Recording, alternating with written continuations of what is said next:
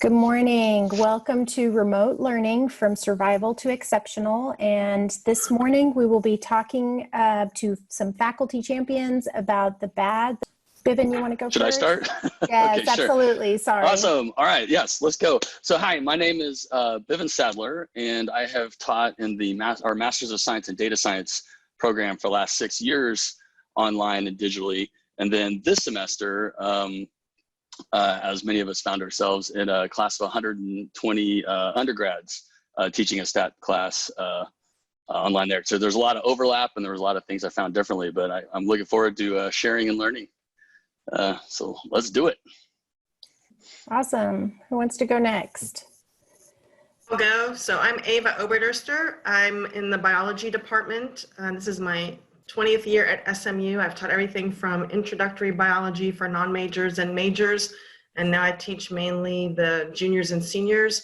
Class size is anywhere from 50 to 16 in my labs.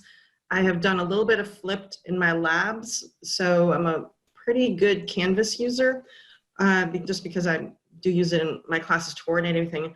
I'm going to put in a plug for Addie Tolliver's CTE course at this point. It is phenomenal. I have done a ton of Canvas, and she just helped me organize and make it really logical for students.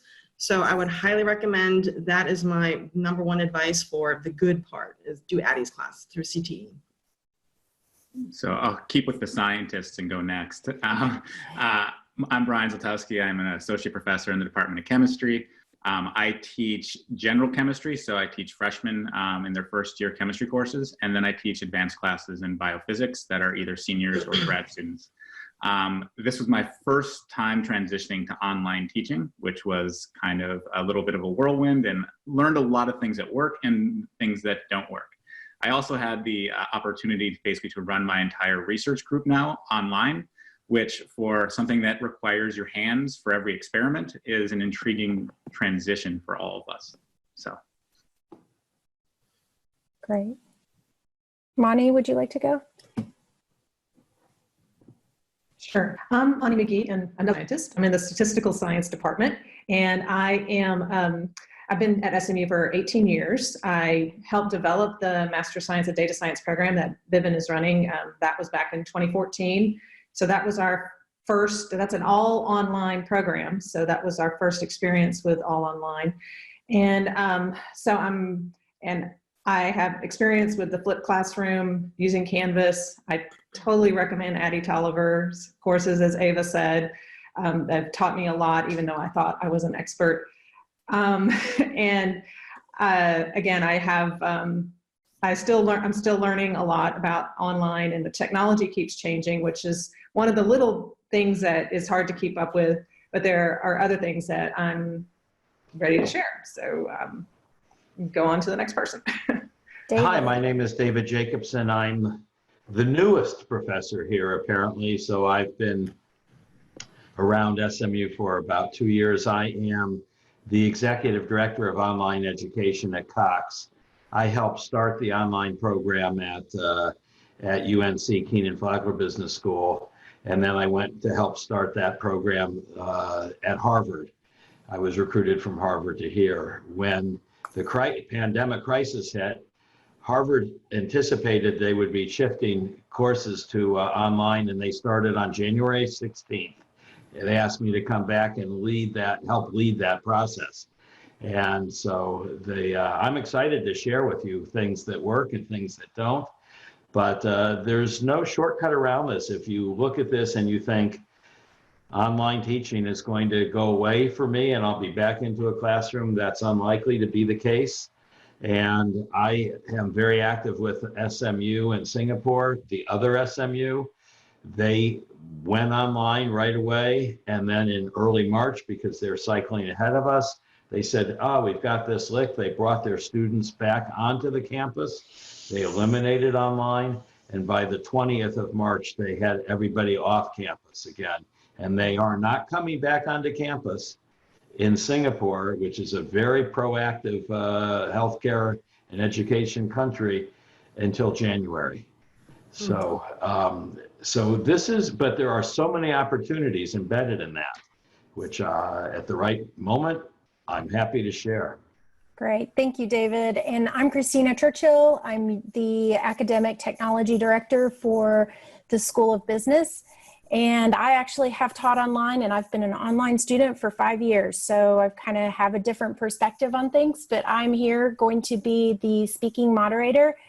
And I do want to let the attendees know that we don't see you on camera, but we would love to interact with you. There is a button down at the bottom that says Q&A. If you have questions for our speakers, please make sure to type in your questions and we will do our best to address as many as possible.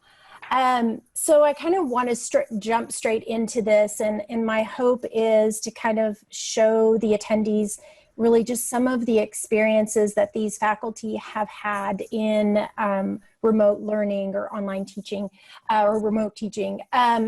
So I'd like to start kind of on a positive note and kind of go around, and if everybody could spend a couple minutes kind of describing an aha moment for you that, that you have experienced this spring or maybe in other experiences teaching online that really changed or enhanced your teaching. Bivin, would you mind starting? Sure. Kind of, as I mentioned, I felt like when spring break hit, like all the rest of us were like, okay, it's going to be 2 weeks, but maybe longer. And we've got this amount of time to change everything over to online. And I felt like I had a pretty good grasp because I'd taught in the MSDS program online for so long, but and a lot of it translated and some of it didn't. So one of the big aha moments for me, Stephen Sakula was here yesterday, which he really kind of landed on something about the human side of it, and the just we're really all on the same team, and if we can kind of sell that idea or remind everybody that idea, that we're fine. So my aha moment was on the first day of class. What I usually do, well, I was trying to make everything as similar to what I did on campus. So, because we were coming back from on campus, so I was like, well, the less I change, probably the more everybody will feel comfortable. So I always play this kind of music, and I've got, take requests or whatever. It's kind of like a DJ right before class starts. And so that's one thing that's really translatable over to the first day of class. So I've kind of got like 80s compilation going while everybody's kind of coming in. And what I realized in that first day of class is I kind of say, hey, we're all going to, there's going to be mistakes. You're going to make mistakes. I'm going to make mistakes. So, we're going to, until we really get into a rhythm here, we're all, let's all just have patience and not get too worked up about anything. Just communicate. We've all got to communicate and get going. And, I think it went really smoothly. I don't know if that's why it went really smoothly, but I think in that first week there were some, hey, I don't know when this is and this is late, but I'm not sure if I was supposed to turn that in or not. And with 120 students, but it all worked out super smoothly, really, in that respect. There were some other things that didn't go as smoothly, but that's for the rest of this discussion, I guess.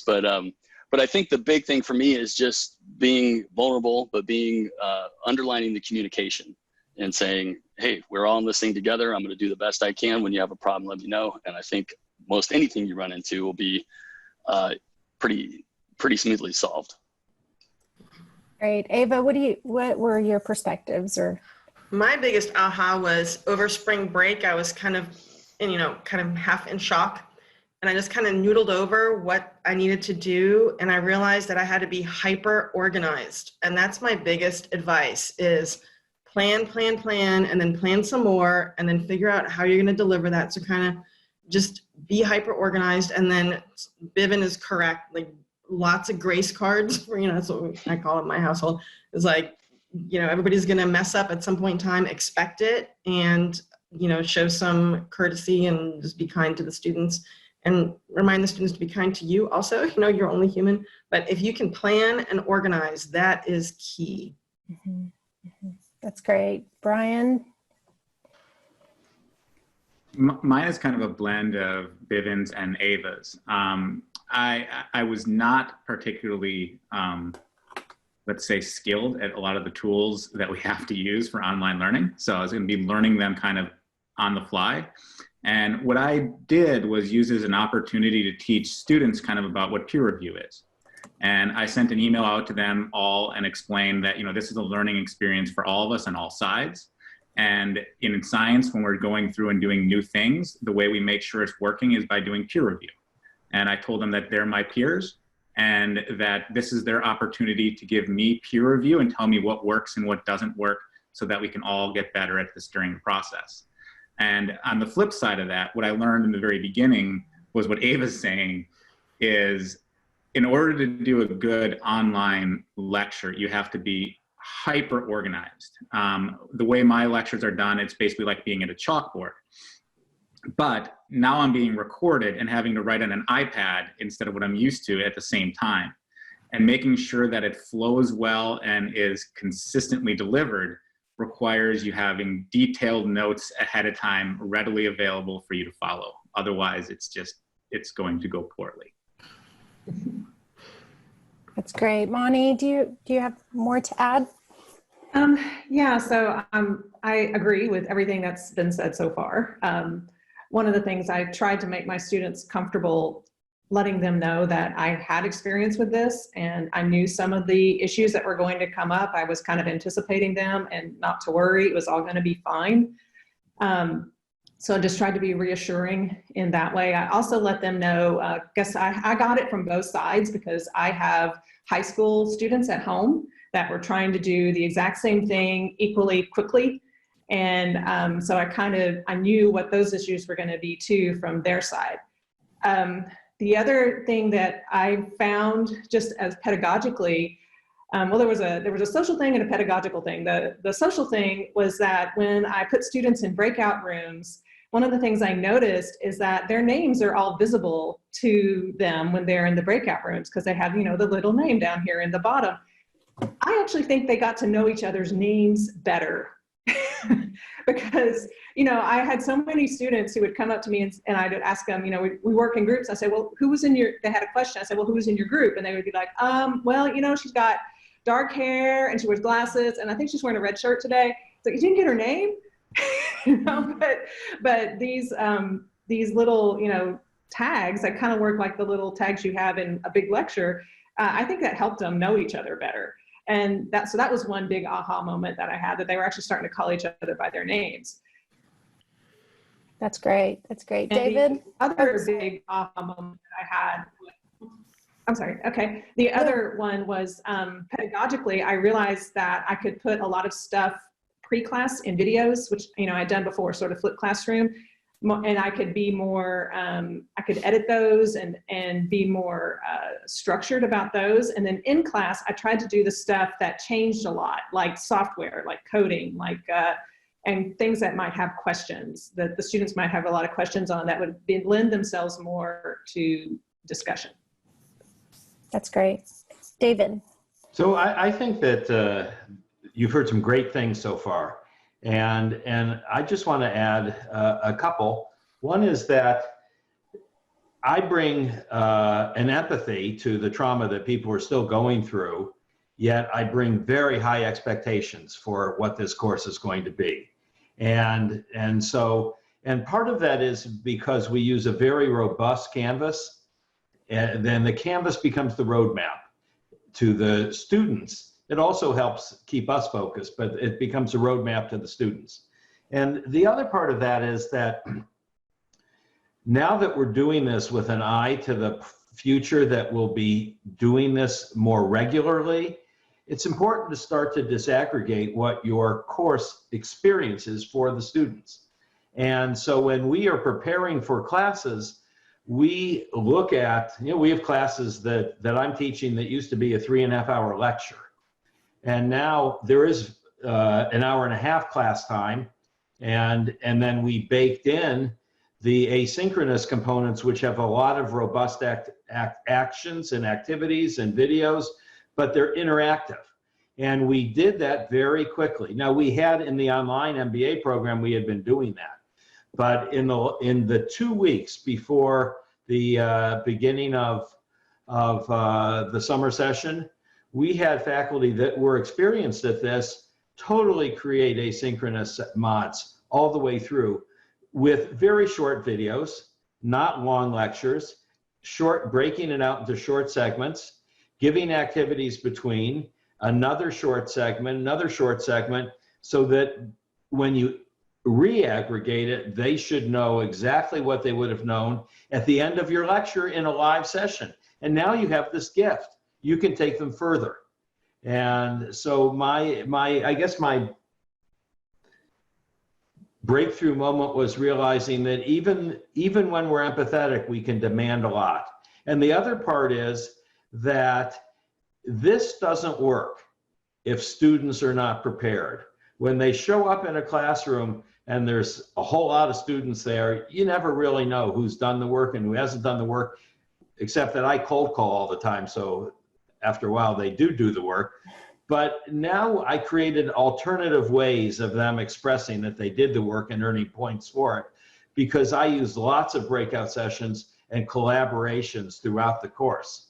And if you come into a collaboration with a small team and you aren't prepared, and I share this before the first class, I don't have any wasted classes. There's not a class where they come in and get to know each other. I do all of that in the discussion boards. And they have assignments when they walk into the class that I expect them to have done, and I'm communicating with them ahead of time.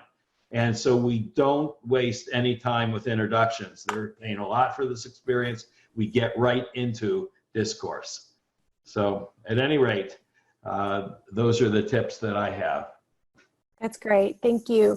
Okay, so describe to me, like, what is something, what's primarily like a tool or an activity or something that in your learning you cannot do this without this? What is, and I would say beyond Canvas and Zoom, but maybe something within those products or something else. What is something that you just couldn't do what you were doing without? I'll take volunteers. And by the way, I did not give them the questions ahead of time, so they're having to think fast on their feet. I'll start off if that's okay, because I want to piggyback if that's on what David just said. So the question is, though, something that you couldn't do without. Mm-hmm.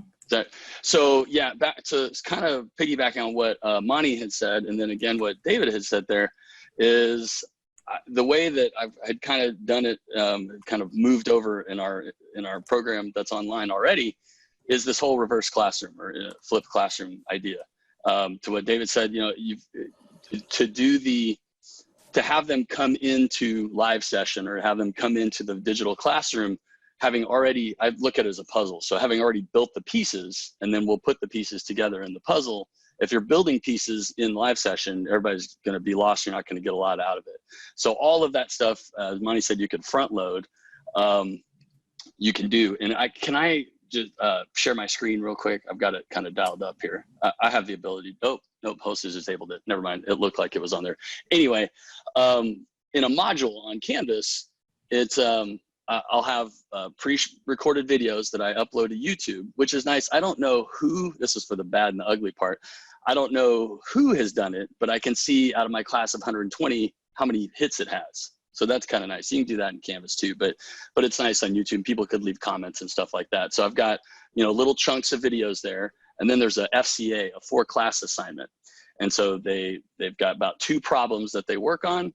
And then we come into class, we got the 80s music going, then we go straight into breakout. And so then it's groups, so they're interacting with each other, so not just listening to me, but they're most of them, when I pop into those groups, they're eager to say what they did because they're invested in it now, because they have done the 4-class assignment, and they turn this 4-class assignment into Canvas. So the TAs have already pre-checked it, it gets checked, and that's another thing, immediately hyper-organized. You know, if they get immediate feedback, then they know that they did something that was being, you know, if it takes a day or 2 to get credit for it, they're like, you know, it's out of my mind. So they're doing this assignment, they get immediate credit for it or no credit for it. And then we bust into breakouts. We go into breakouts. We usually in a 50-minute period have about time for 2 breakouts, as I found. Sometimes I was dialing up 3 and we never got to the 3rd. So they would do that, and we come back in. Then I give the solution or a solution, and we have a little discussion about it. I got this, I got that. Well, you know, why did you do this? And, you know, we're very efficient with that time. And I've just found that, for me at least, I could not do without that. Like that's my number 1 tool. Awesome. We did have some questions come in. Oh, Ava, did you want to add to that? Sorry. I was going to say, I teach upper level biology, and I have to have more of a traditional lecture in that biology class. So I don't really, I do my flipped in my labs, but not in my lecture. So for me, what was really important was Panopto, which I have an incredibly steep learning curve, but now that I figured it out, it is a pretty cool tool.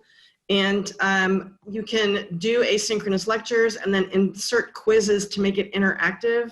And you get a really good feedback from students because you can do free-form answers to it. And then what I always do is whatever their answers were, I do just a little goofy, like 30-second, 45-second announcement video on Canvas to tell everybody what their answers were and like what some common threads were. So that does make it a little bit more interactive. So having those recording tools for me, where I'm not seeing them face to face, but they see my face, which is, no, I'm sorry, I need Botox, but I'm not getting it. You know, that just having that face-to-face interaction, they kind of get it by just me being able to record and do that. And I think I'll continue doing video announcements because they're kind of goofy and fun, and the students seem to like it. I can also see who watched the video announcements, and only about half the class watches it. So I think that's always really interesting. Yes, and we did have some questions come in, a lot of them kind of talking about this asynchronous, you know, recording, and how do you make sure that they're watching it? You know, you'd hate to create all this content and no one watches it. What are some things that you have incorporated if you guys use asynchronous material to make sure that they're covering the material? So I make that asynchronous material relevant to the assignment. Mm-hmm. So if there's frameworks there, and I intentionally build frameworks into there, and we try and do more than just like a voiceover PowerPoint. So, but the frameworks are there. They have to pick frameworks that they're going to use inside the assignments that they're doing. And when they get into the breakout sessions, they don't all have to pick the same frameworks, but somebody is the recorder, right? So they're actually making a document about the discussion, and then when they report out, they share that document. And that's a really good tool. So it's not just them reflecting top of mind about what just happened, they're accountable then, but they have to share the different frameworks that they used that justify the analytical approach or recommendations that they're making. And if your asynchronous material ties directly to the expectation and the discussions that you're going to have and the assignments, they'll use it because they're at a disadvantage if they don't. If it doesn't necessarily intuitively tie, they're going to go with what they need to complete the assignment. That's just that's what students do. So if you can link your asynchronous material to what the expectations are, then people will find that it's of use and they'll go to that because you're giving them a roadmap to how to do well. Well, and so my students are not as mature. Well, a lot of them are, but I make it an attendance grade, because on Zoom, I have it due within 2 hours of when we're supposed to, or not on Zoom, sorry, on Canvas, I have the Panopto recording due 2 hours after lecture. And if they don't have it 100% or 99% completed, they didn't attend, and they get attendance demerits. And I have a really strict attendance policy, and I'm training, these are all juniors and seniors going to med school. And so I amp up the game a lot, because there's no, you know, you're going to kill somebody if you're a doctor and you can't do this. So I have very little leniency for them not getting it done, and it's part of their maturity. So I do an attendance grade. Sorry, that was long. No, that's okay. No, and I think, Brian, you want to add to that? I was going to kind of add to both what Ava and David said. So I teach freshmen. So a lot of them do not necessarily have the study skills that, you know, you'd want, that kind of are conducive to online learning. And my course is mostly lecture based because we have a lot of material to cover. So what I did, and David touched on this in the very beginning, is learn that bite-sized lectures are better. Keeping it to about 30 minutes where I go through all the material so they can do something. And then using Canvas, creating a module where they have to first watch that lecture and then submit a 5-problem, questionnaire based on that material before they can see a second video where I walk through each one of those problems. And that's all one module where they have to complete it in order. And then what I do, instead of giving demerits like Ava did, I gave a bonus point for each one of these modules that they did. And you end up seeing that students buy in very well, and they complete the whole thing, they upload their files and send it to you, and they're doing the work on the type of problems I'd want them to do in class. When in class, they usually don't do it because I can't see each one of them's workspace in a class of 100 people. But when they upload the file, I can verify actually that they've went through the whole process and got it done, and I can see then in the homeworks where they're struggling, and I can address those issues directly for each student. That's great. Thank you. And I'm going to try to, we have a lot of questions coming in. I'm trying to hit as many, but at the same time, stay on topic of this, this particular webinar. So I'd like for you guys to share kind of something that you tried that kind of went wrong, and how did you remedy it? How did you kind of put it all back together as far as experiences? I want to go with that one. Okay. Yeah. One of the things that happened, I used Canvas lockdown browser for an exam, and it worked well for the most part. I guess one of the things that, if you're going to use a technology, you need to make sure that the students have used it before there's actually a high stakes exam. And I did that. I gave them a low stakes assignment where they had to use lockdown, and then they did it, and nobody complained or anything. I was like, okay, so that went fine. The problem is that the couple students that didn't do the low stakes assignment come to the exam and they have problems. And one of them, I felt kind of bad for her. She was actually in quarantine in a hotel and in China, and she didn't have very good wireless access. So lockdown browser was not working for her.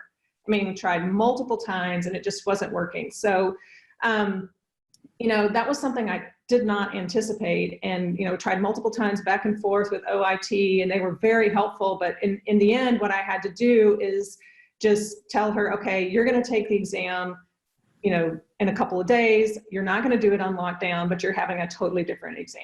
So that's what I had to do for her, because I just didn't know what else I could do with that. And so you know, that kind of didn't work as well as I had wanted, but it wasn't really her fault. It wasn't my fault. It's just something that we have to be cognizant of. Is not everyone has the same access to wireless capability that's necessary sometimes. Yes, and you bring a good point on lockdown browser. If you are planning on doing lockdown browser, do a low stake assessment or a small quiz or something to make sure that the technology on the student side is working, because that adds a lot of stress on the student to have a technology that's not working and a timeline to get something done, and just the whole stress of the experience is not positive. So absolutely. So Monnie raises a really good point that I think we need to consider, is that our students are globalized now, and they're in places where access is not, lockdown browser issue was not an issue about Wi-Fi. The lockdown browser issue is it's blocked in China. And many things are blocked in China, many things are blocked in Saudi, many things are blocked in Qatar, many things are blocked in Dubai, many things are blocked in Eastern Europe, many things are blocked in Russia. They're not all the same things. So, for example, we had a project going and people instinctively started reaching for Google Docs. That was great, except half the team was in China. Google was blocked in China. And once they realized that, they were all mad because they all done work, right? But they couldn't share the work. And we had to give them other tools. But it is, if you're doing work and your students are in different parts of the world, you need to figure out for them ahead of time what is available and what's not. And just as an aside, because I lead a global program, if you want to send me an email about where your students are, I can give you some guidance about what tools are appropriate and what tools are not. And because, you know, you might not wake up one day and say lockdown browser is a Wi-Fi issue, but it's not. Lockdown browser is just blocked in China. Doesn't matter. And most of the other ones, the other tools are blocked in Asia. The other testing tools are blocked in Asia for a variety of reasons, because they read as something to the digital firewall. They read as dangerous. They may or may not be dangerous, but they read as dangerous. So. And we do have, just to kind of do a little plug on, we have a session, I don't know what time, but later on today, about assessments and kind of how to think about alternative assessments. So if you're interested and more interested in taking a look at that, that's a good webinar to attend. 2 o'clock. Okay, thank you. Okay, so just to continue on, because we only have about 15 minutes left, can you guys, maybe Brian, can you share like something you've tried that kind of just all fell apart, that, not to put you on the spot, but, and how you remedy it? I can go, it's related to what I had commented on a little bit before, is the first lecture I tried to do, I did as like my regular lecture. And I'm Tuesday, Thursday, so they're an hour and 20 minutes long. And at the end of an hour and 20-minute lecture of writing on an iPad and trying to concentrate on the recording and everything, I was so mentally exhausted and also just bored to tears of my own lecturing that, you know, I was thinking to myself, I'm like, the students are going to hate this. They're going to put it on like fast forward and speed through the whole thing and get absolutely nothing out of this lecture. And I realized at that moment that I had to go back, and this is not going to be a way for the students to learn, and make them more bite-sized. Because my thought was, if I'm exhausted from it, they're going to be exhausted from it, and they're going to have all kinds of distractions going on at home, and it's just not going to be a good way to learn. And I have to do it in more bite-sized components so that I can get them to dial in for 30 minutes. And if you look at a lot of studies, actually, about a 30-minute window is our best window of time for being able to stay completely focused. And after that, we start to wander our thoughts. Actually, I think studies show that it's like 8 minutes, honestly. So, but yes, it is a challenge. And we did have some questions that came through on, I know we have some people teaching in May, and they may have 4-hour classes, and that's kind of challenging. So what would you say from what you've learned? Maybe Bivin, you can add to this on how in the world am I going to teach a 4-hour class? What are your recommendations? Well, there might be some better answers here. All my classes, like my class this semester was 50 minutes. My classes that are typically an hour and a half. I have taught, 3 and 4 hour classes in the past. So I'll keep this brief because I'm sure there are better responses on how to handle that through experience. But of course, to Brian's point, we're not going to lecture for 4 hours.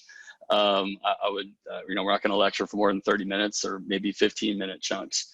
I do think that is a great opportunity to, for these breakouts. Another thing that is crucial to me, and it sounds like that we're all maybe been thinking about using, are things that we can do in the online classroom that you can't do in the on-campus. There are some benefits that one of them is, hey, in this class of 120, everybody break up into groups of 3.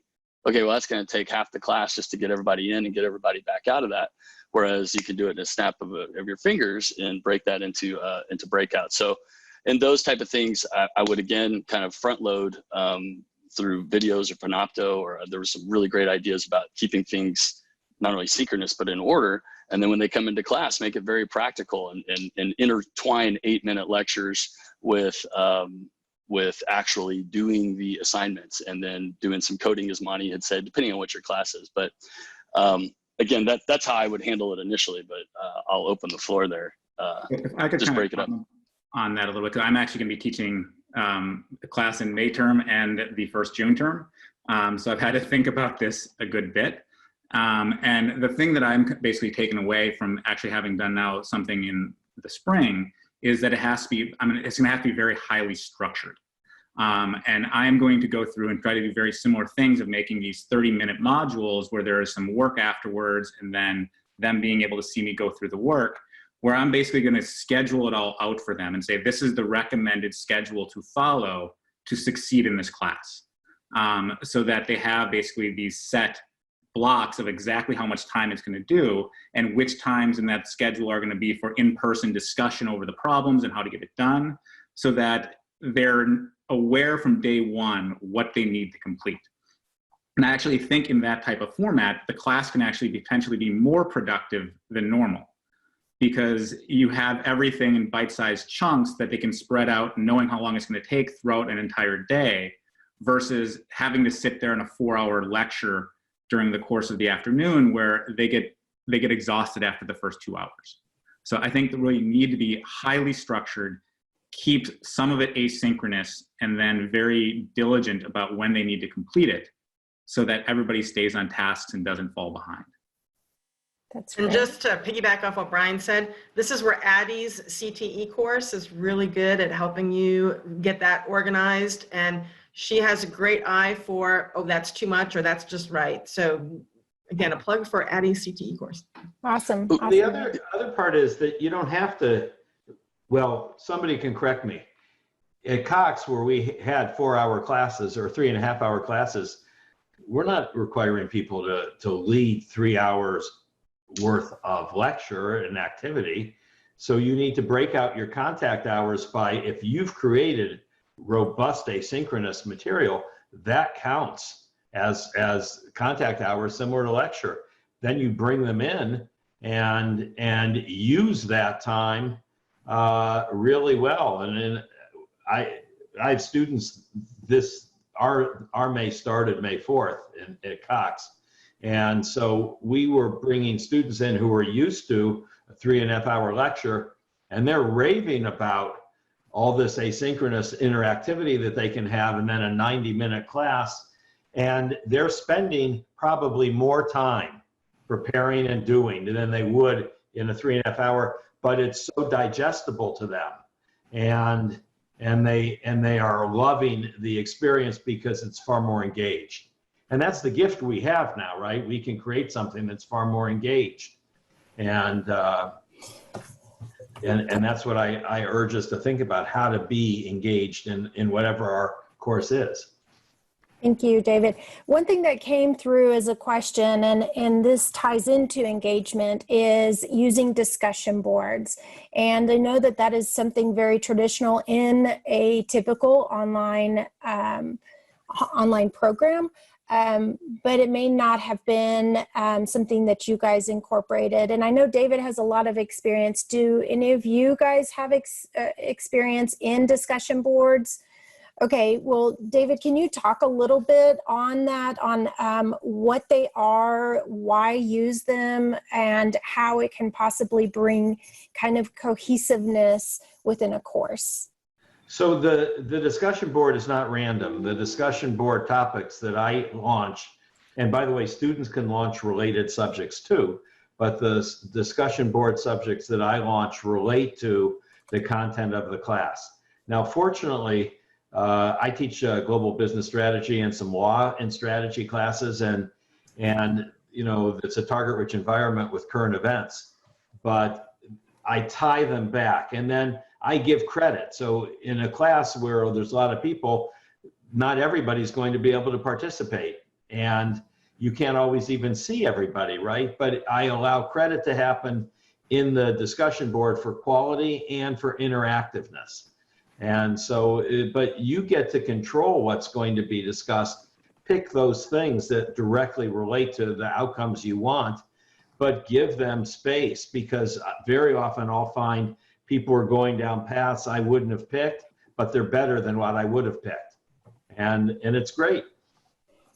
So, you know, as I expressed before, I've been an online student for 5 years, and I can tell you that the discussion boards brings unity to not only like the subject that you're teaching, but also to everybody else that's attending the class. And what you can do within discussion boards is you can post videos on there. So I've had assignments where I had to create a video of teaching something and post it on there, and then my classmates had to go in there and critique it and tell me where I could improve and where I couldn't, or, you know, so think about those as opportunities. The great thing about discussion boards is it can happen. It doesn't have to happen during class time. So these are things that, for example, we did weekly discussions. Our first post had to happen on Wednesday, and then we had to reply 2 replies by Sunday to other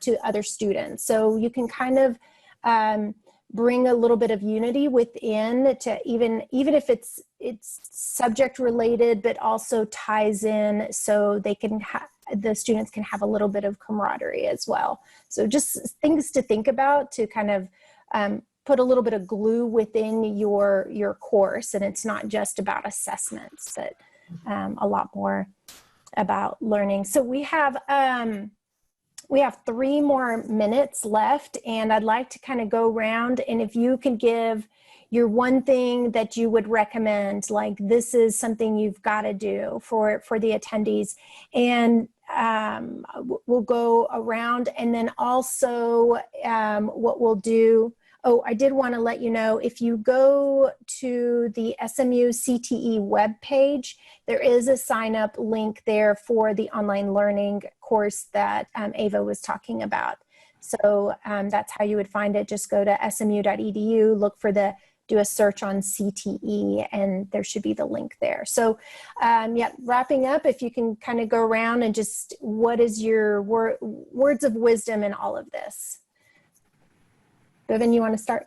Sure, I'll start off there. So yeah, well, just the one piece here that I've kind of come back to a bunch, and the good, the bad, and the ugly of it super fast is the breakout. So I do think that if you can make use of breakouts in your own creative way, that's the great part, and those are things that we can do online that we can't do on campus. The good, bad, and the ugly part of it is, for me, is there's a lot of power in there. You can actually assign people in your class to be in groups before you start the breakouts.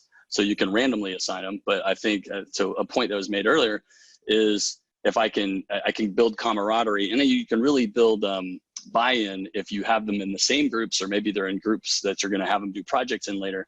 However, make sure that you know how to do that beforehand, because they have to be signed in a certain way. They have to use a certain email when they sign into Zoom, or else you'll have a lot of people that are out and you have to manually place them. That's one of the places it can go wrong.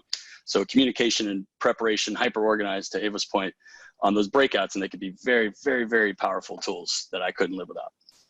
Awesome. Brian? I would say good communication with the students in terms of getting feedback. They're taking a lot more online courses than we are, so they know what works well in other classes, and they know what might not be working in your class. And if you get this peer review and you make it very open, where you're just trying to learn from them, you can become much better. And I find the students are the best source of how we're doing and what works. Awesome. Great. Ava, do you mind? I mean, I agree with everything Brian and Bivin have said, and then just back to the good, bad, ugly. It takes a lot of time, extra time, to be organized, but it is so worthwhile at the end. It really is good for the students and for yourself. Great. Monnie? I say, once you think you have your course planned out, sign up for a one-on-one session with Addie Tolliver or someone else in CTE, and go through your course with her, and she can have some great sessions. And of course, everything else everyone said, breakout rooms, being hyper-organized, offloading whatever material you can offload into asynchronous pieces. All of that, I think, is very important. David? So one of the things that I would suggest is to look at the work you're doing to prepare for this class as an investment in the next time you teach it. Because if you work really hard and create something that teaches you how to do a great asynchronous session, then you're well on your way to a flipped classroom. And just as an aside, every single faculty who developed a course in the online program at Cox took that material and flipped their classroom in the regular day-to-day, in the regular face-to-face classes. And whatever you do now, it's hard work, and you may look at it and say, I want to fix something. Whatever you do now, it's an investment in the quality of your class the next time you teach it. Thank you. One last thing, things will go wrong. Your students are used to it. Don't panic. The technology will have glitches. Just take a breath, go with the flow, laugh at it. They'll laugh at it. And very often they'll tell you how to fix it before you know how to fix it. Students are really smart. Yes, thank you, thank you. I do want to say, so, you know, we brought up CTE, your academic technology services director for each school is also available to help you through this transition on the technology side and can provide some guidance in instructional design as well. So again, Addie probably will be very busy, but you do have a backup as well from the what we call the ATSDs. So I hope this session was helpful, and know that everything is being recorded and will be available, and any resources will be available as well. And we did find the link, it's posted on there if you want to click on it to sign up for the CTE course. So thank you everyone for your time, and have a wonderful day.